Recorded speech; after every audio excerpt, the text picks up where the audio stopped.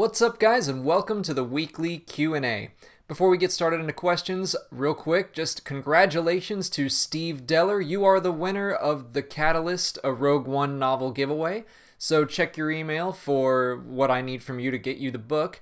And thank you to everyone who entered. I'm probably going to do another giveaway when it comes time for Rogue One to come out, and there will be a novelization of that as well, so I'll give that away. But diving into questions, starting with Patreon, Michael Geheb asks what the term of a Supreme Chancellor looks like. How long are they elected for? And I thought that was an appropriate question to ask considering this week's events. The Supreme Chancellors had a term of 4 years, just like a president. It doesn't look like, though, they had like a limit on how many times they could be elected. I couldn't find any information on that. Also couldn't find any information on how long senators were elected for, but I assume they have the same length of 4 years. Kate Boucher wants to know who I think in the sequel trilogy will take on the archetypal statesman role, like Leia in the original trilogy or Padme in the prequels. That's a really interesting question and one I had not considered at all. If it's going to happen, if someone is going to fill that purpose, I think Poe is the most likely candidate.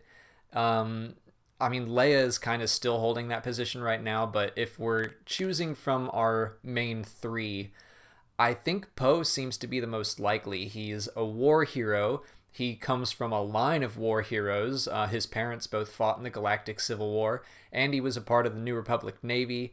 And he seems to be just an all-around well-liked guy. So I think I could see him kind of transitioning into a political leader and not just a military leader. Jake Pickering wants to know what my favorite part about Star Wars Rebels is so far. If we're just talking in the show, it's gotta be Ahsoka versus Vader. I think they handled that fight brilliantly, and I loved every second of it. But my favorite actual Rebels moment, it didn't happen within the show itself. It's actually this past year at Star Wars Celebration, the reveal of Grand Admiral Thrawn in the Season 3 trailer. I was watching the live stream of that, and when it just showed his silhouette, like, I knew.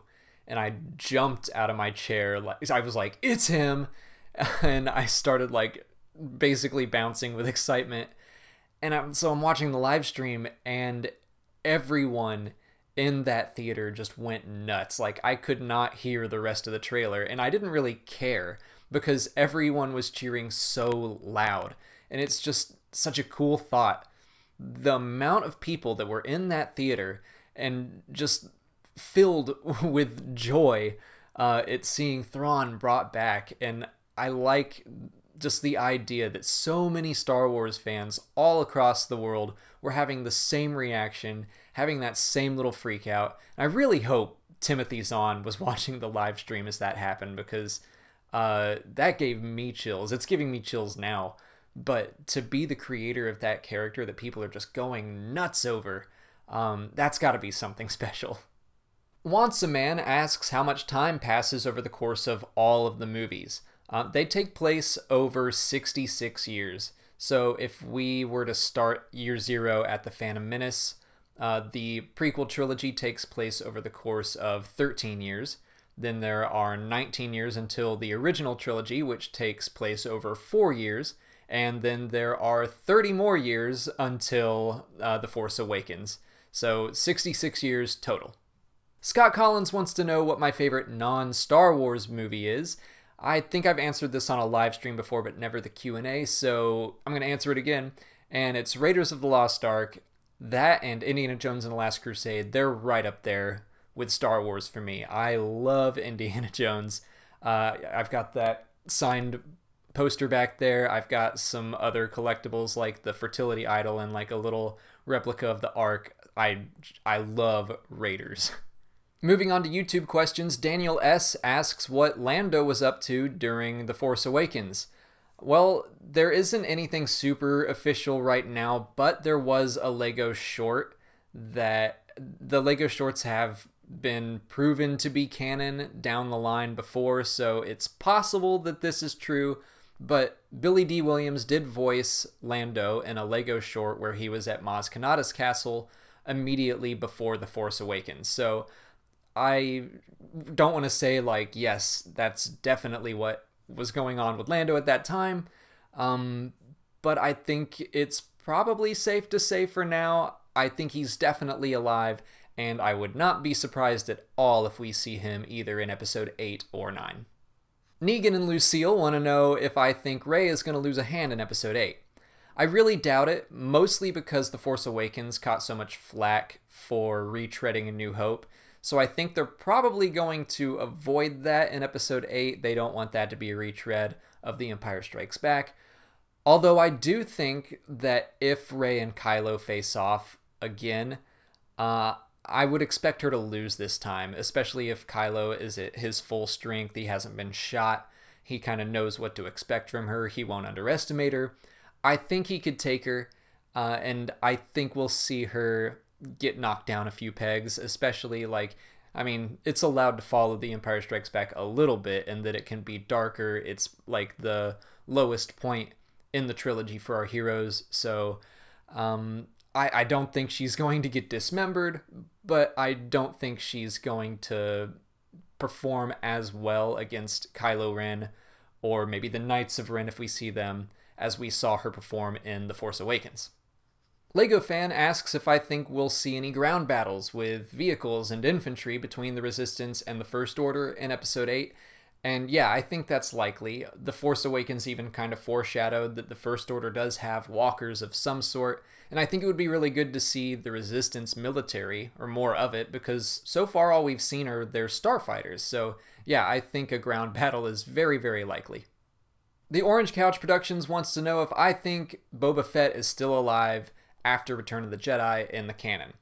Yeah, I think he is, personally. I think we're going to learn a lot more about that in the final Aftermath book. They've been teasing it a little bit in the first and second ones. A lot of people accept that he is still alive because of Battlefront and his inclusion in that game. To me, something isn't, like, truly official until it actually takes place in a story. So if Battlefront had a post-Return of the Jedi campaign, then yeah, I would accept that. But I'm kind of holding out until we actually see him appear in a post-Return of the Jedi comic or book or something before we get 100% confirmation. And the final question of the day comes from Fireview, who asks if I think Grand Moff Tarkin would have made a good emperor. I don't know if you mean like a morally good one. I certainly don't think that, because he and Palpatine basically had the same ideals and principles. I mean, he was in charge of a station that blew up planets, so I don't think he would have been a morally good emperor. If you just mean successful, then maybe. I mean, again, he was very similar to Palpatine in my opinion, so if you just remove the Force powers and keep all of the pragmatism and the ruling through fear and force and all of that, I guess he could have been as successful as Palpatine, but it's more, how would he have gotten the power in the first place? You know, would he have been able to outwit the Jedi the way that Palpatine did, and would he have even tried? Did he have the ambition to do something like that? Like, I don't know. But I think that if we were to say, okay, he is just swapping out the Emperor at the time of, like, A New Hope, then yeah, I guess he could be as successful. That's all the time for questions I have today. If you want to leave one for next week's video, just put it in the comments below, or we have a weekly Q&A thread over on Patreon. If you want to learn more about all that, the link is in the description. Just $1 a month really helps the channel out. It guarantees you at least a written response from me in every Q&A, and more. If you haven't already, please like and share this video, subscribe to the channel, and follow me on Twitter, Instagram, and Facebook. As always, thank you for watching, and may the Force be with you.